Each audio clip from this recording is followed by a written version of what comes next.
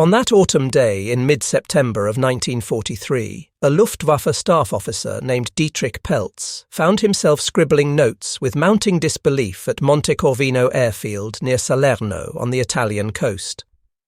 His pencil moved urgently across the page, recording observations that would eventually shake the foundations of German military understanding regarding their American adversaries.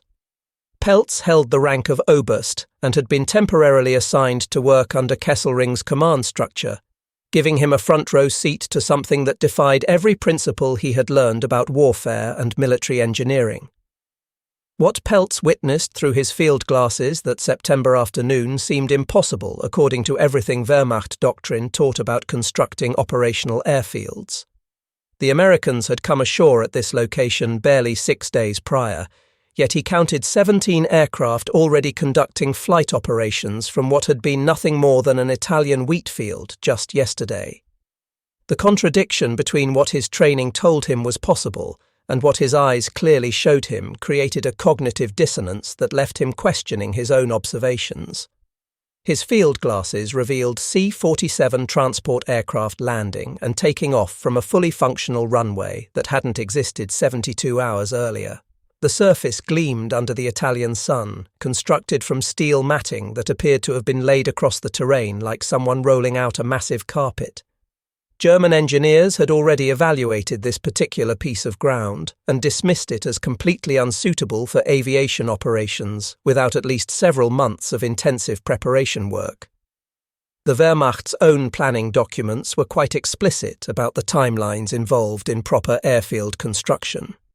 Under ideal conditions, assuming no interference from enemy forces, the minimum requirement stood at 6 weeks. Yet here, in front of Peltz's astonished eyes, American engineering units had created an operational fighter base in less time than German forces typically needed just to establish a field headquarters. The Americans had accomplished this feat while under constant artillery bombardment and repeated air attacks, conditions that should have made such construction work completely impossible. The implications rattled around in Peltz's mind as he continued making his detailed notes. 27 German staff officers who would later fall into Allied hands during the subsequent advance through Italy would testify to their complete bewilderment at American military engineering capabilities. The fundamental mathematics of air superiority were being rewritten, but not through aerial combat statistics or fighter-to-fighter kill ratios. Instead, the equation was being transformed by construction timelines that German military planners had considered physically impossible for any force to achieve under combat conditions. The revelation that would eventually transform German strategic thinking had actually begun 4 days earlier when Allied forces launched their amphibious assault at Salerno on September 9th. Among the initial waves of landing craft that surged toward the Italian beaches were vehicles that German observers failed to properly identify at first glance.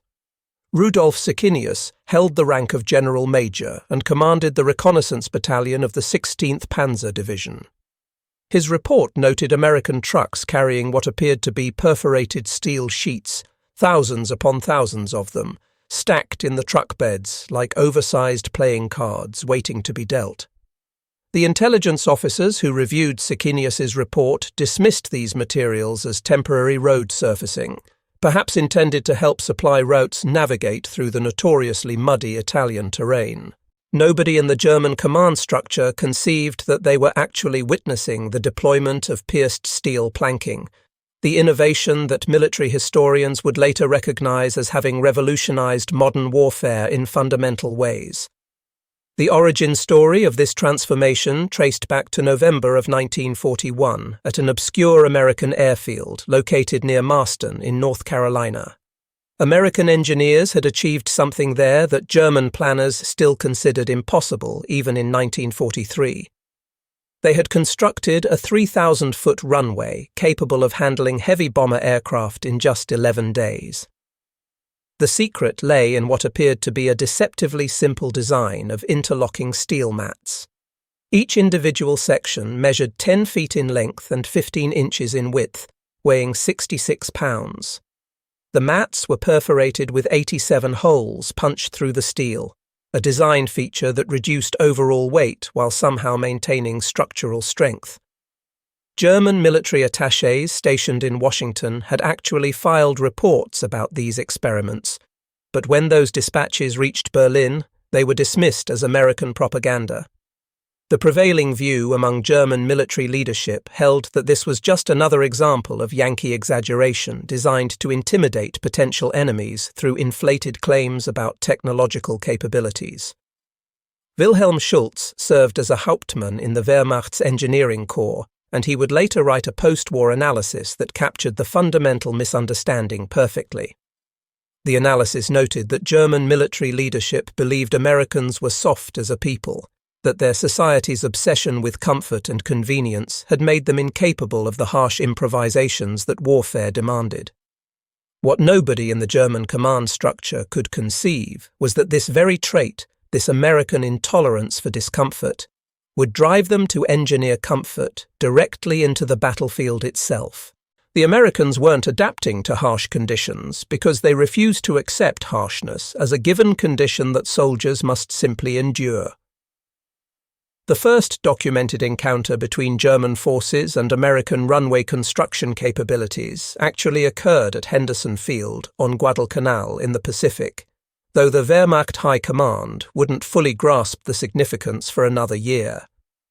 Japanese reports that reached Berlin through diplomatic channels in late 1942 described American engineers repairing bomb-cratered runways in hours rather than the days such work should have required. The Oberkommando der Wehrmacht dismissed these accounts as Tokyo's transparent attempt to excuse their failures in the Solomon Islands campaign. Alfred Jodl, who held the rank of general, reportedly told his staff that the Japanese were seeing phantoms to explain away their defeats. The phantoms, however, were entirely real and would soon appear on European battlefields. The 804th Engineer Aviation Battalion had landed alongside the Marines at Guadalcanal in August of 1942, inheriting a partially completed Japanese airstrip.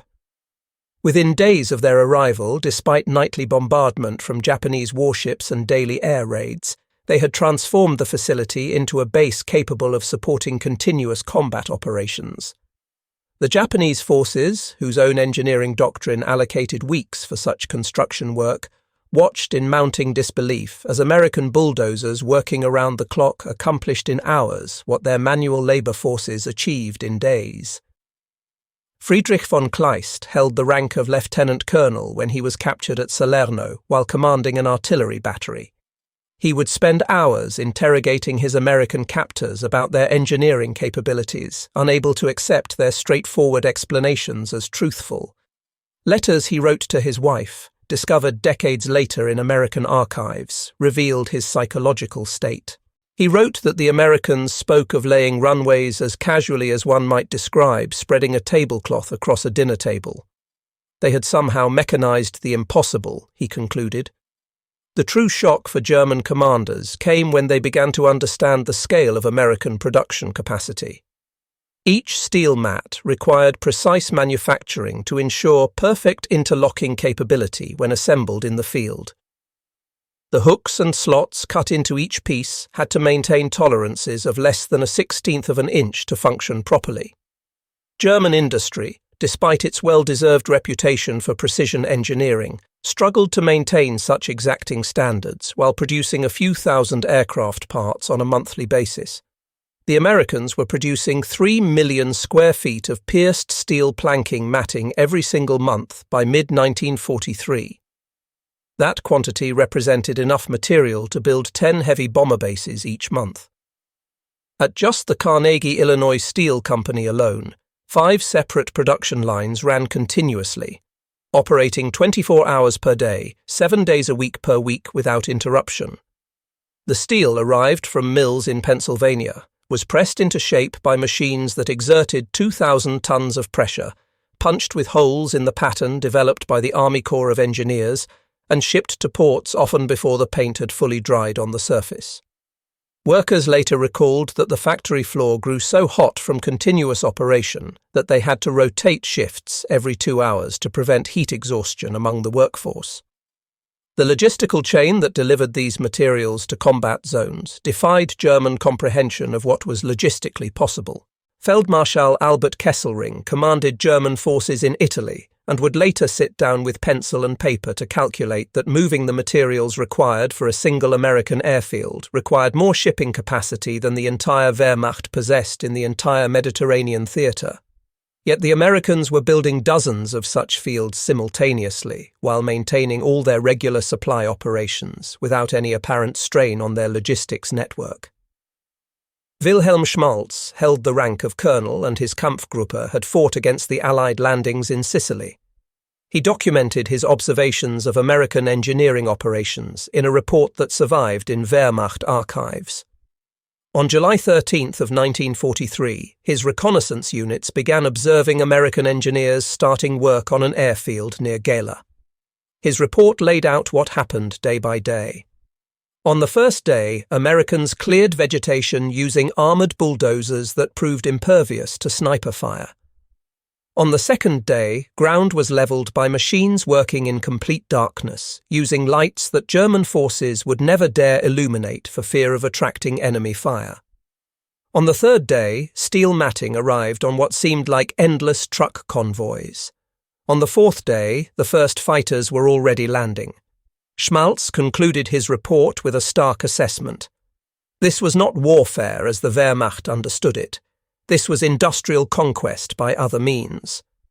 The aviation engineers themselves represented a revolution in military thinking that German doctrine had never even contemplated as a possibility.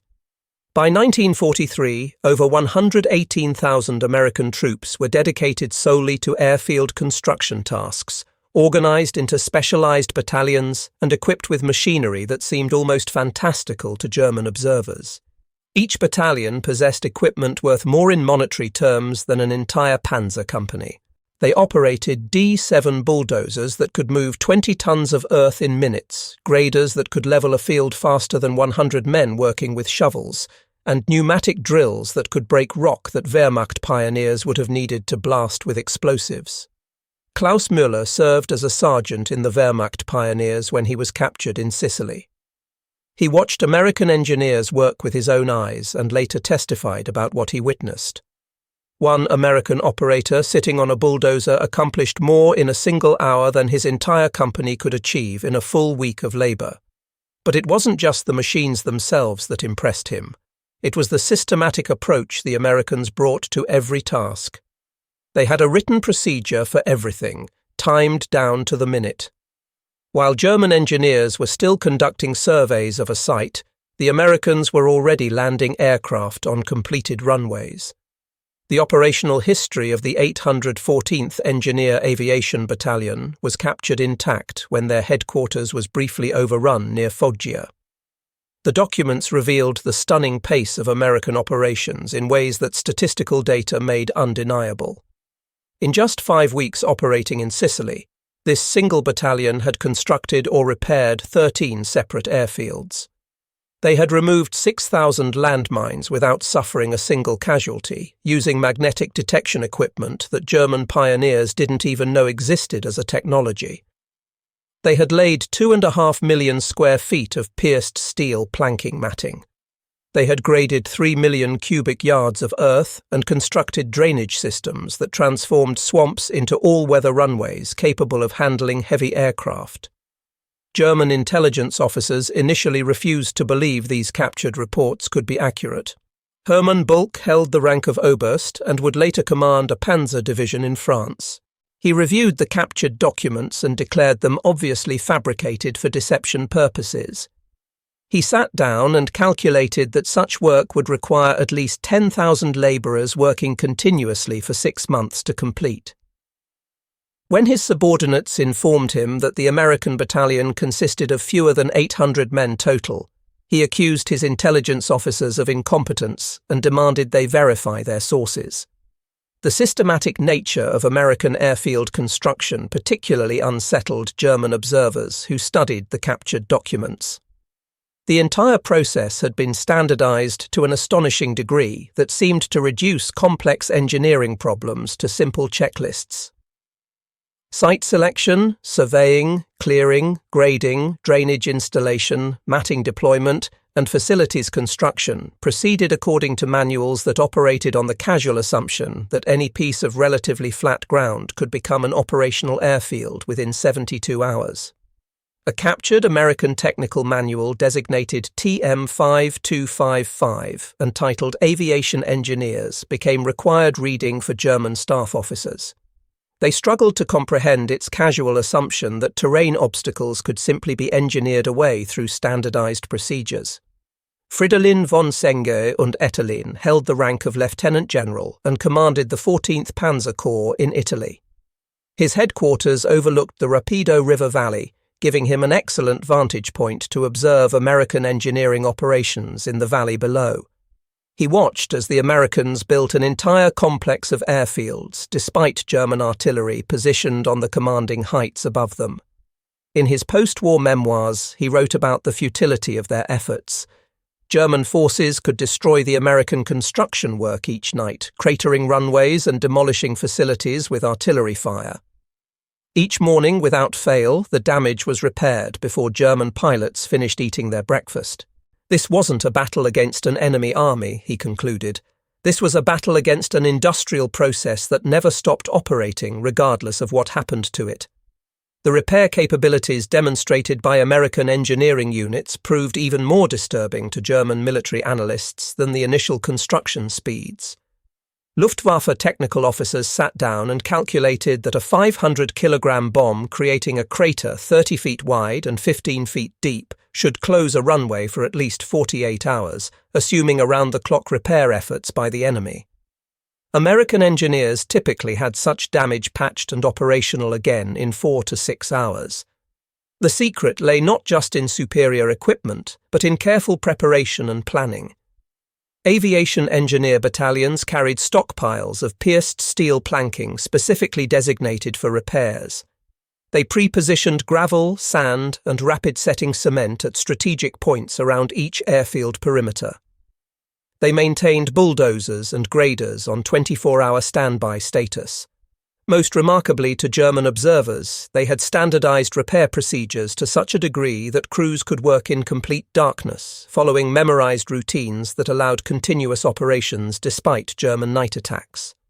Antonio Benedetti held the rank of Master Sergeant in the 825th Engineer Aviation Battalion. He described the repair process in a letter home that was later published in Stars and Stripes military newspaper. Jerry drops his eggs at 2300 hours.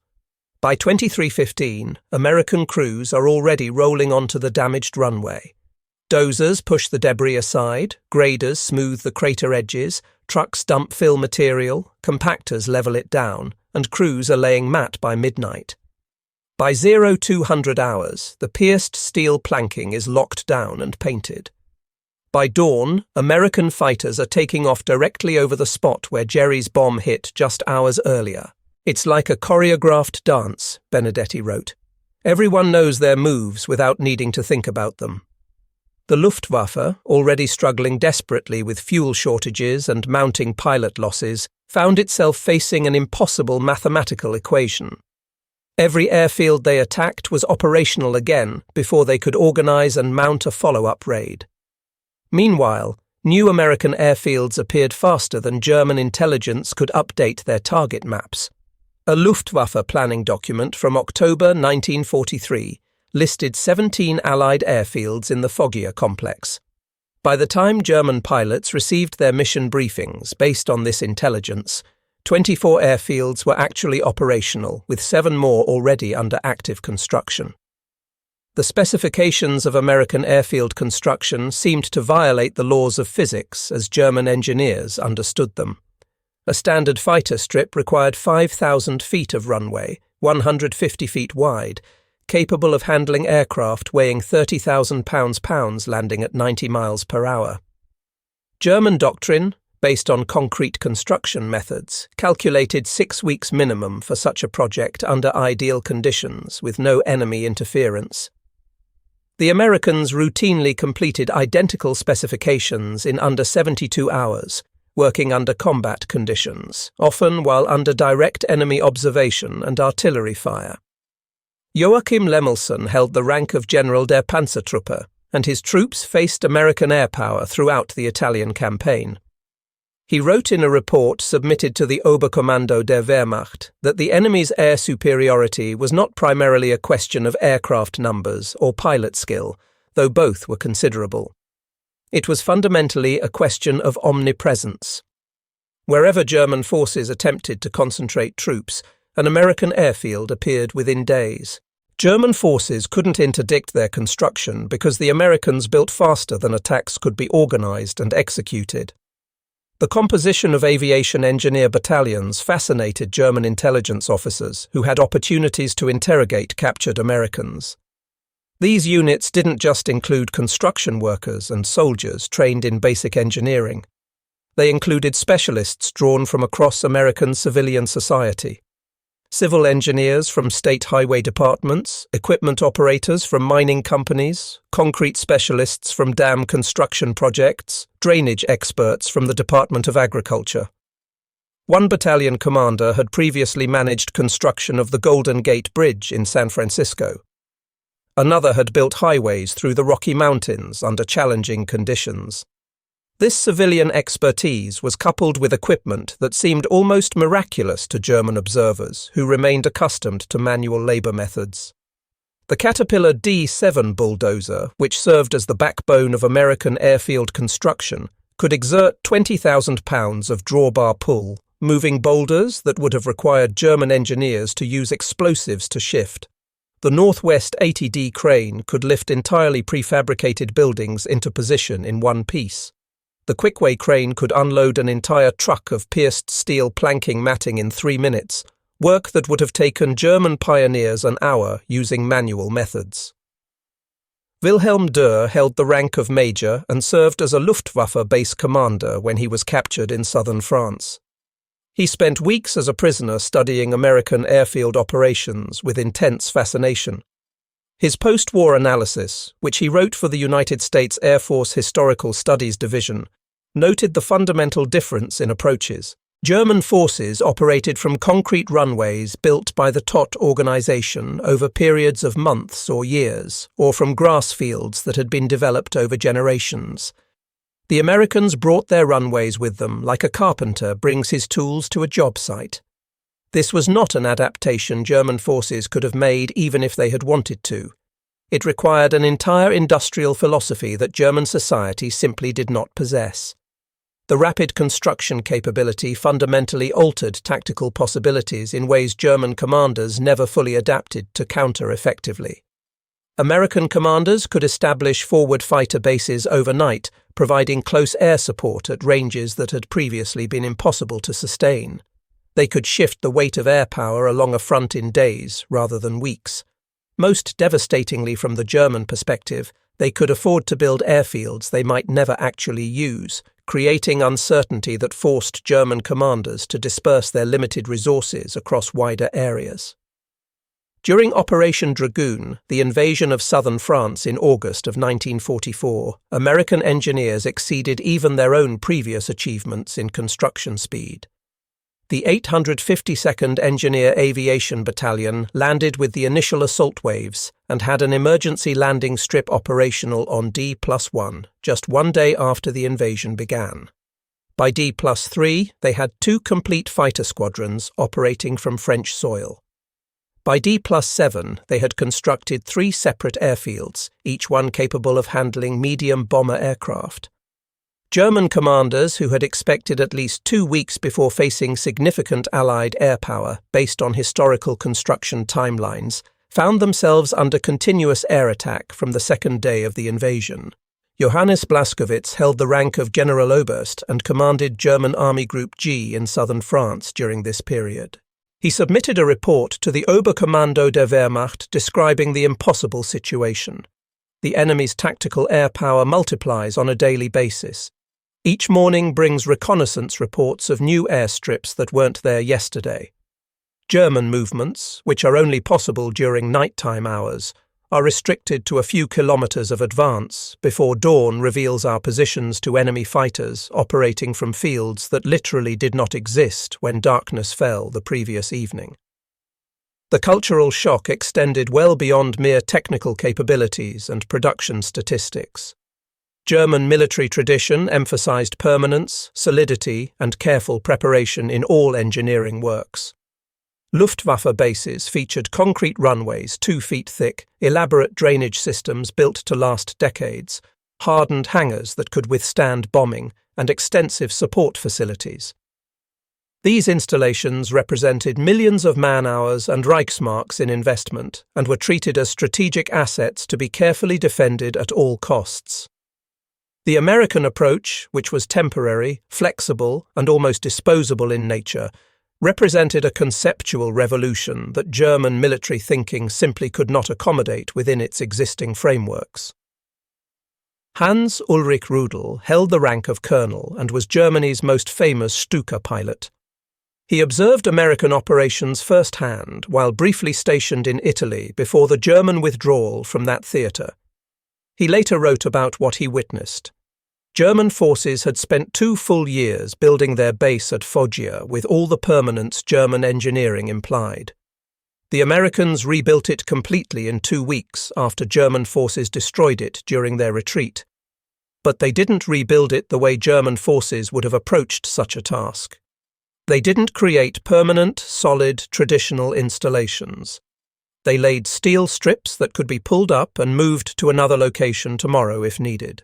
They erected tent hangars that could disappear in hours. They created capability without commitment to any particular location. It was warfare without weight, Rudel concluded in his analysis. The psychological impact on German troops in the field proved as significant as the tactical advantages the construction capability provided. Ordinary soldiers huddled in foxholes watched American fighters operate from runways built where those same soldiers had been fighting just days earlier. Tank crews saw their carefully camouflaged positions revealed by reconnaissance aircraft operating from airstrips that hadn't existed when they had dug into those positions. Artillery observers found their targets defended by fighters scrambled from fields built overnight. Johann Schmidt served as a Gefreiter, and his letters home were preserved by his family after the war. In November 1943, he wrote a letter that captured the psychological dimension. "The Americans are not fighting a war in the traditional sense," he wrote. "They are building a civilization as they advance. Wherever they move forward, airports appear as if by magic, roads are paved, telephone lines are strung. German forces destroy everything in their path. American forces build everything they need. German forces retreat from positions they've held for months. The Americans build airfields in places German forces held just yesterday. How can any army defeat an enemy who carries his own geography with him wherever he goes?" Schmidt asked his wife. The innovation extended well beyond the basic pierced steel planking matting itself. American engineers had developed specialized equipment for every conceivable construction challenge they might face. The Rome plow represented a massive blade designed specifically for clearing vegetation and could remove trees 18 inches in diameter while moving forward at 5 miles per hour. Specialized drilling equipment could create drainage wells through solid rock. Portable rock crushers could convert rubble from bombed buildings into viable runway base material. Chemical soil stabilizers could turn sand into surfaces capable of supporting heavy bomber aircraft. The Wehrmacht's engineers, many of them highly skilled professionals before the war began, found themselves reduced to manual labor while watching American teenagers who appeared barely old enough to shave casually operate machinery that transformed entire landscapes. A captured report from the 19th Luftwaffe Field Division noted with obvious bewilderment that American boy soldiers, many appearing no older than 18 years, casually operated equipment worth more than entire German engineering companies possessed in total value. The prefabrication revolution particularly stunned German observers who had never conceived of such an approach to military construction. Entire airfield facilities arrived in numbered crates, ready for assembly like gigantic construction toys. Control towers 40 feet tall were erected in 8 hours from prefabricated components. Hangars covering 15,000 square feet of floor space were operational in 2 days. Fuel systems, complete with underground storage tanks and miles of piping, were installed in 72 hours. Operations centers, complete with all communications equipment, were functioning within 24 hours of the first trucks arriving on site. Ernst Zimmermann held the rank of lieutenant colonel and served as a Luftwaffe logistics officer. He sat down with pencil and paper to calculate that establishing equivalent facilities using German construction methods would require 2,000 tons of concrete, 500 tons of steel reinforcement, 50,000 man-hours of skilled labor, and a minimum of 8 weeks under perfect conditions with no interference. He then watched Americans achieve superior results using 100 tons of prefabricated materials, 50 men, and 72 hours of actual construction time. The supply chain supporting this construction miracle defied German comprehension of what logistics could accomplish. Each aviation engineer battalion required 2,000 tons of equipment and supplies to establish a single fighter field. A bomber base required 5,000 tons of materials. Yet American Liberty ships, themselves products of revolutionary production methods that built complete ships in weeks rather than years, delivered these materials directly to invasion beaches. Specialized landing craft designed specifically for transporting pierced steel planking brought materials ashore. Within hours of hitting the beach, steel matting was moving inland on trucks built in Detroit, using fuel refined in Texas, following maps printed in Washington. Gustav von Zangen held the rank of General der Infanterie, and his 15th Army faced American forces in Holland. He described watching American C-47 transport aircraft land on a runway that his own troops had been defending just 48 hours earlier. His operations officer insisted the grid reference must be wrong because there was no airfield at that location, according to all their maps and intelligence. Von Zangen had to show his operations officer through field glasses what his eyes refused to believe. The Americans had built an entire airfield while German forces were still writing their reports about holding that position. The strategic implications gradually became clear to German commanders, though the understanding came too late to develop any effective countermeasures. The American ability to project air power anywhere on the map instantly through engineering rather than through seizing existing airfields meant that traditional concepts of front lines became essentially meaningless. Every German position, regardless of how far from established Allied air bases, was potentially under immediate air threat. Reserve forces couldn't concentrate without inviting devastating attack from fighters operating from runways that hadn't even existed when the movement orders were issued. Gerd von Rundstedt held the rank of Field Marshal and commanded all German forces in the West. He issued a directive in May 1944 that revealed the Wehrmacht's growing desperation in the face of American engineering capabilities. The directive stated that enemy airfield construction capabilities must be assumed to be unlimited for all practical planning purposes. All operational planning must assume Allied tactical air support will be available within 72 hours of any landing or breakthrough, regardless of location. Traditional calculations based on distance from enemy air bases are no longer valid and should not be relied upon in planning. The directive proved prophetic in ways von Rundstedt himself probably didn't fully appreciate. After the D-Day landings in Normandy, American engineers performed even more spectacular feats of rapid construction. Advanced landing grounds sprouted across the Normandy countryside like mushrooms appearing after rain. A LG-1 near Sainte-Mère-Église was operational on D+3. By D+10, 9 separate American airfields were operational in Normandy. By D+30, there were 24 functioning airfields. German units found themselves under constant attack from aircraft based so close to the front lines that pilots could make 4 or 5 combat sorties daily, returning to rearm and refuel in minutes rather than hours. Hermann Buchner held the rank of captain and served as a Wehrmacht intelligence officer who compiled extensive reports on American engineering capabilities. He wrote a post-war analysis that survived in American military archives. The analysis concluded that German forces were not defeated by American courage, though the Americans certainly displayed courage in combat. They were not defeated by American weapons, though American weapons were generally excellent. They were defeated by American engineers who made geography itself irrelevant as a factor in military operations. The Americans built their victory runway by runway across the entire European continent. The pinnacle of American airfield construction efficiency came during the Rhine crossing operations in March of 1945. The 834th Engineer Aviation Battalion crossed the Rhine River at Remagen and had an emergency landing strip operational on the eastern bank by the end of the second day. They were landing C-47 transport aircraft carrying supplies directly to the bridgehead, while German forces still controlled most of the eastern bank. German commanders who had planned their entire defence on the assumption that several days would pass before Allied air power could effectively support the crossing found their positions untenable within hours of the initial assault. Fritz Bayerlein held the rank of Major General and commanded the famous Panzer Lehr Division during this period. He reported to his superiors with obvious frustration. The Americans bring their air force with them like other armies bring artillery. Where they arrive in the morning, their aircraft are operating from that location by evening. German forces cannot move during daylight, cannot concentrate forces, cannot effectively resist. The Americans have industrialized warfare beyond anything German military planning ever comprehended as possible.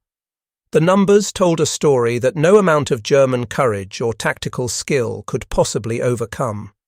By war's end, American aviation engineer battalions had constructed or reconstructed over 1,000 airfields across both the European and Pacific theatres. They had laid over 300 million square feet of pierced steel planking matting, enough raw material to build a continuous runway from Berlin all the way to Moscow. They had moved 500 million cubic yards of earth using their mechanical equipment. They had graded 50 million square yards of surface area. They had installed 1,000 miles of drainage pipe. They had accomplished in months what German military engineers calculated would require literal decades of continuous work to complete. Werner Kreiper served as Chief of Staff of the Luftwaffe and made a final assessment while in American captivity that captured the totality of German miscalculation. German forces planned for a war of armies and battles, of courage and sacrifice and tactical brilliance. The Americans fought a war of production and engineering, of efficiency and logistics and industrial capacity. German military culture believed war was fundamentally an art form, requiring skill and training. The Americans proved it was fundamentally an industry, requiring factories and engineers. Every crashed American aircraft was replaced tomorrow by fresh aircraft from factories. Every cratered American runway was operational again by dawn. German forces could destroy, but Americans could create faster than Germans could destroy. And creation proved more powerful than destruction in determining the war's outcome. Wehrmacht veterans interviewed decades after the war's end consistently cited American engineering capabilities as the single most psychologically devastating aspect of fighting the Western Allies. Unlike combat itself, which German military tradition had prepared them for through centuries of warfare, the industrial transformation of battlefield realities left them conceptually defenseless. They could understand being outfought in battle, which happened sometimes. They couldn't comprehend being outbuilt so thoroughly that fighting became irrelevant. Karl-Heinz served as a Feldwebel and fought on both the Eastern and Western fronts during the war. He explained the difference in a 1975 interview. Against the Russians, German forces fought battles in the traditional sense. Against the Americans, German forces fought against factories brought to the battlefield. When German forces destroyed a Russian position, it stayed destroyed until Soviet forces could bring up reserves from the rear areas. When German forces destroyed an American position, it was rebuilt before German forces could reload their guns. The Russians had courage and numbers. The Americans had bulldozers and steel matting. Heinz admitted he feared the bulldozers more than he feared Russian tanks. The portable airfield technology reached its highest expression during Operation Varsity, the airborne crossing of the Rhine in March 1945. American engineers actually jumped from aircraft with the paratroopers, carrying lightweight aluminum planking designed specifically for rapid runway construction in airborne operations, where every pound of weight mattered. Within 6 hours of landing behind enemy lines, they had established landing zones for gliders carrying additional heavy equipment. Within 12 hours, they had an operational airstrip capable of evacuating wounded soldiers and bringing in supplies by air.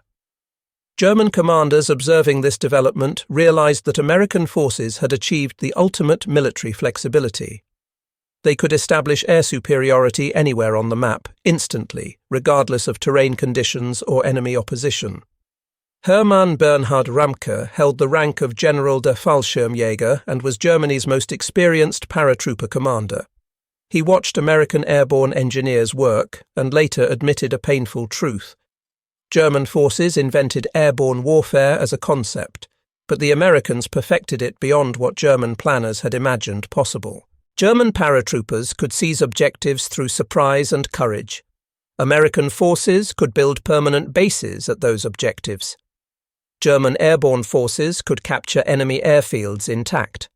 American airborne forces could create airfields from nothing.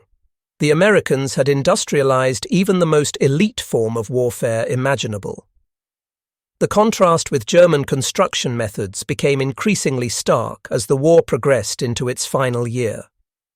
The Luftwaffe's own construction units, designated Luftwaffe Bautruppen, operated with methods essentially unchanged since the First World War. They relied heavily on manual labor, often using forced workers and prisoners of war for the heavy work. A typical German airfield construction project in 1944 might employ 5,000 workers laboring for 3 months to achieve what an American aviation engineer battalion accomplished with 800 men in 3 days. Walter Grabmann held the rank of General Major and commanded the 3rd Fighter Division. He described inspecting a captured American airfield in France after German forces briefly retook the position. Everything about the American installation was temporary in construction, yet completely functional in operation. The control tower was prefabricated wood that could be dismantled in hours, yet it contained better equipment than German permanent installations built to last decades. The hangars were constructed from canvas and steel tubes, looking like circus tents, yet they protected aircraft better than German concrete structures because they could be quickly repaired or replaced after damage. It was the architecture of victory, Grabmann concluded. Substance without permanence, capability without commitment to any particular location. The cultural implications of this approach extended well beyond purely military considerations. German military tradition placed enormous value on permanence, on creating monuments to engineering skill that would last for generations. The Luftwaffe's pre-war airfields were architectural statements featuring Art Deco terminals and monumentalist hangars designed to impress. American airfields were purely functional, designed to last exactly as long as operationally needed, and not 1 day more. This philosophical difference reflected deeper disparities in how the two nations approached warfare itself at the most fundamental level. Heinrich Fokker, the designer of famous Fokker-Wulf aircraft, visited American-constructed airfields after his capture and wrote an analysis. German engineering seeks perfection, he noted. The ideal solution that will stand forever and demonstrate technical mastery. American engineering seeks adequacy, the quickest solution that will work today and can be improved tomorrow. In peacetime, the German approach might produce superior results that stand as monuments. In war, the American approach proved devastatingly effective. While German engineers were still calculating stress loads and planning permanent solutions, Americans were already landing aircraft on functional runways. The speed of American construction created tactical opportunities that German military doctrine had never anticipated and therefore could never effectively counter. During the breakout from Normandy, American commanders could actually issue orders for air support from airfields that would be built after the orders were issued but before the actual attack commenced. Patton's Third Army raced across France, supported by airfields that advanced almost as fast as the ground troops themselves. maintaining continuous close air support at ranges that should have been physically impossible to sustain. Hermann Zimmermann held the rank of colonel and served as operations officer for Luftflotte 3. He reported in August 1944 that American fighter bombers operated at will across the entire theatre, seemingly unlimited by range considerations. German intelligence estimates of American capabilities, which were based on known airfield locations plotted on maps, were completely worthless for operational planning. The Americans built new airfields faster than German intelligence could update their maps with accurate positions. German forces were fighting an enemy who could reshape geography itself to suit his tactical needs on a daily basis. The repair capabilities proved just as decisive as initial construction speeds in determining battlefield outcomes. During the Battle of the Bulge, German commanders counted heavily on winter weather to ground Allied aircraft and allow their offensive to proceed unmolested by air power. They hadn't calculated that American engineers could clear snow from pierced steel planking runways in minutes using specialized equipment, while German airfields with traditional concrete runways remained unusable for days after snowstorms. The ability to maintain continuous operations in weather conditions that grounded the Luftwaffe completely provided a decisive advantage that helped turn the tide of Germany's last major offensive. The psychological impact on German pilots proved profound and demoralizing. Unlike attacking permanent installations where accumulated damage might eventually render them unusable, attacks on American airfields with pierced steel planking seemed completely pointless. Young Luftwaffe pilots, already facing overwhelming numerical odds in the air, lost whatever motivation remained for missions that achieved nothing lasting. Veterans reported that squadron morale collapsed completely when intelligence briefings showed that targeted airfields remained operational within hours of successful bombing attacks. Wolfgang Fischer served as a lieutenant flying the Messerschmitt 262 jet fighter, one of Germany's last hopes for achieving any kind of air superiority. He described his experience flying the world's most advanced fighter aircraft. The jets gave German pilots a speed advantage that should have been tactically decisive in combat. But speed meant absolutely nothing when the enemy had functional airfields everywhere across the entire theatre. German jets could outrun American fighters in the air, but they couldn't outrun American geography on the ground.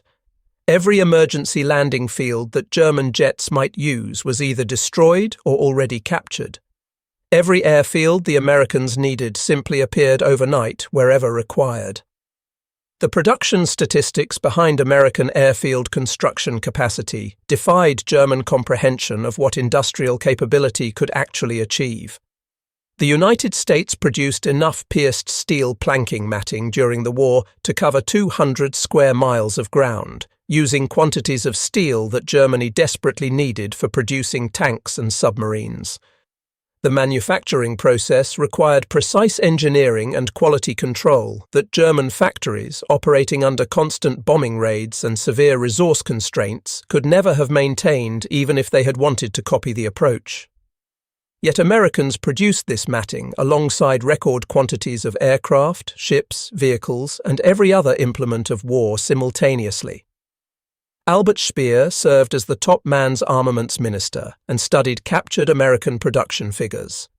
He initially concluded they must be propaganda designed to intimidate, as the numbers seemed physically impossible to achieve. When post-war analysis confirmed their complete accuracy, Speer admitted that German leadership could not conceive of such industrial capacity because it exceeded not just German means, but German imagination itself. The Americans were not just fighting a different war with different methods. They were fighting in a different century with a completely different understanding of what warfare could be. The legacy of American airfield engineering haunted German military professionals for decades after the war's conclusion. In NATO planning sessions during the 1950s, former Wehrmacht officers would interrupt discussions of Soviet capabilities to ask detailed questions about airfield construction capacity, clearly traumatized by their wartime experience of watching American engineering overwhelm every traditional military calculation. Franz Halder, who had served as chief of the German General Staff, wrote in his memoirs a stark assessment. German forces prepared meticulously for every military contingency except one, that the enemy would simply build his way to victory through engineering. The Americans treated all of Europe like a massive construction site, and they possessed the tools and methods to reshape it according to their operational needs. Germany's finest tactical minds, products of centuries of military tradition, were defeated by American bulldozers and prefabricated materials delivered on ships. The transformation of warfare that American aviation engineers represented went far beyond mere technical capability or production statistics. They embodied an entirely different approach to military problems that treated traditional constraints as engineering challenges to be solved rather than immutable limitations to be accepted and worked around. Mountains, rivers, swamps, and distances that had shaped European warfare for literally millennia became minor inconveniences to be bulldozed, bridged, drained, or simply ignored through superior engineering.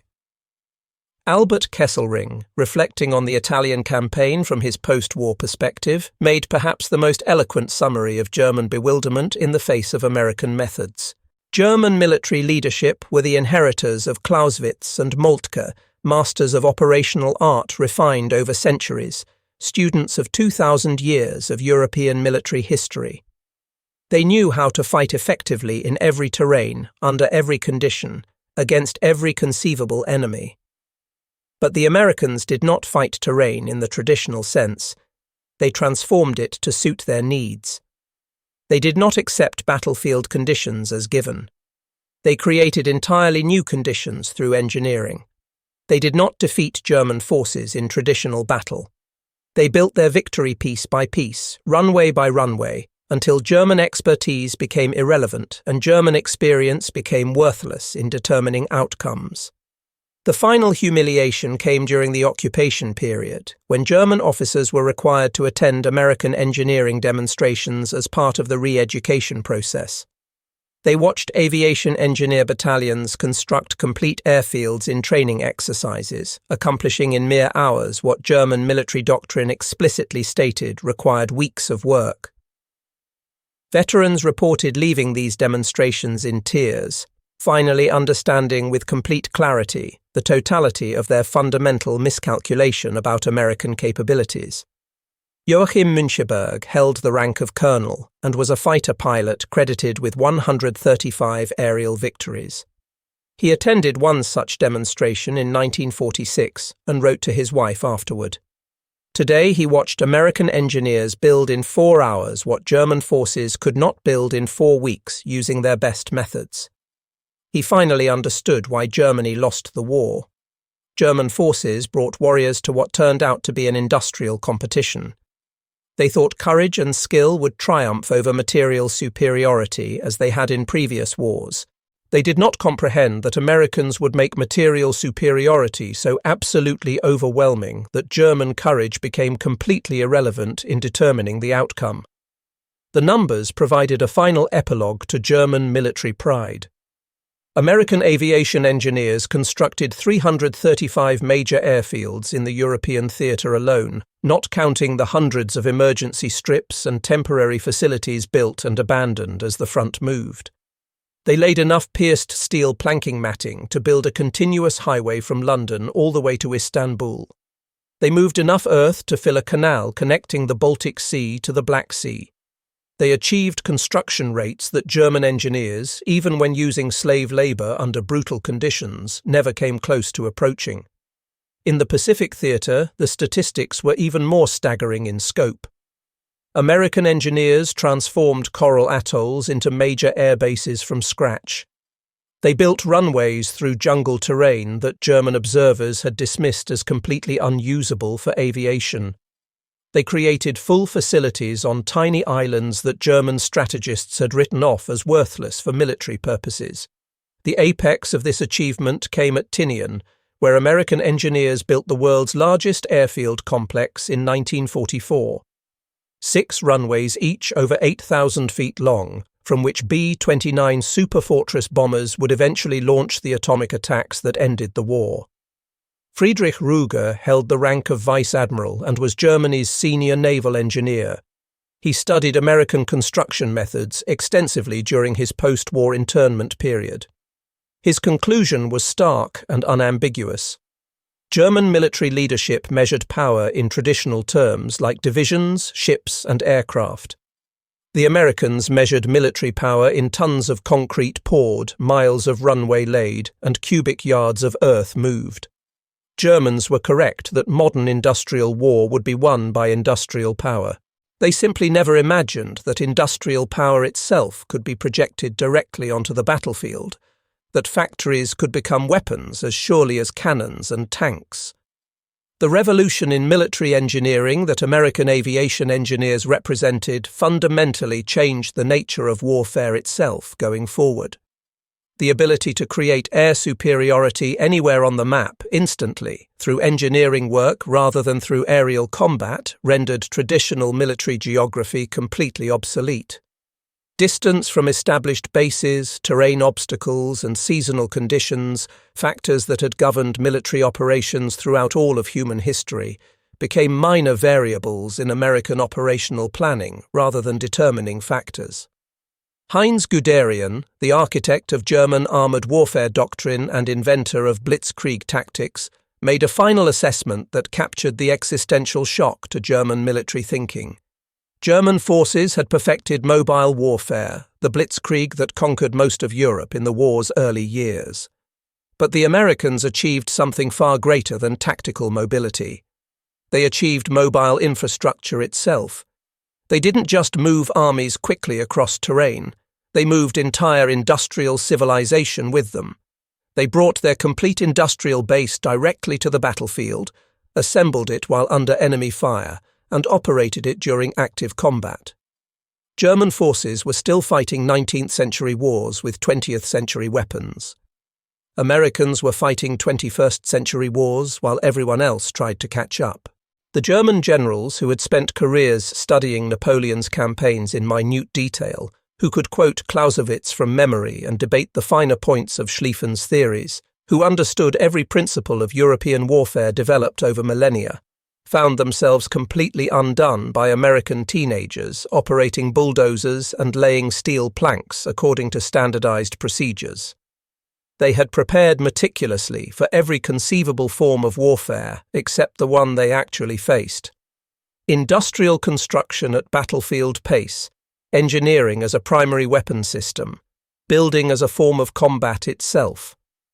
In the final analysis, German military professionals were left with a truth too bitter to fully accept even decades later. They had not been outfought in battle, but outbuilt in construction. The finest army Europe had ever produced, perhaps the finest in all of human history, had been defeated not by superior strategy or superior tactics or superior courage, but by an enemy who could transform wheat fields into operational air bases overnight. An enemy who could repair bomb damage in hours that should have taken days. An enemy who fought not with courage alone, but with steel matting and bulldozers brought across an ocean. Wilhelm Keitel held the rank of General Feldmarschall and signed Germany's unconditional surrender document. He reportedly told General Eisenhower during the ceremony that German forces knew they would eventually face American industrial capacity. What they did not know, could not have imagined, was that they would face it directly on the battlefield itself, in the form of engineers who could build faster than German forces could destroy. Eisenhower's reply, if the account is accurate, was brief and telling. "That's precisely why you lost this war," he said. The legacy endures in military doctrine practiced worldwide to this day. Modern warfare universally assumes rapid airfield construction, forward-based development, and expeditionary engineering as fundamental capabilities that any serious military must possess. The revolution that shocked and bewildered German generals in 1943 has become so routine and expected that modern military officers cannot imagine conducting warfare without these capabilities. Yet for the Wehrmacht officers who first witnessed American engineers unrolling functional runways from the backs of trucks like spreading carpets, it represented the moment their entire world ended and a completely new age of warfare began. They had expected to fight Americans as soldiers. They had not expected Americans to abolish the traditional battlefield itself, replacing it with an industrial landscape that appeared and disappeared according to tactical needs determined by operational requirements. They had not imagined that their enemy's greatest weapon would not be any particular tank or plane or gun, but rather the ability to transform any random piece of ground into a fully operational airbase, instantly, repeatedly, and unstoppably, regardless of opposition. The German generals, products of Europe's finest military academies and inheritors of centuries of martial tradition, never imagined that American engineers would unroll airstrips from trucks overnight like laying down carpets. They were catastrophically wrong in that assumption. That single miscalculation, more than any particular battle or campaign, explains why the Wehrmacht, acknowledged master of continental warfare, found itself utterly helpless before an enemy who had successfully industrialized victory itself. In the end, the Germans brought a traditional military force to what turned out to be an engineering competition, and they lost the war before they even understood the true nature of the contest they were fighting.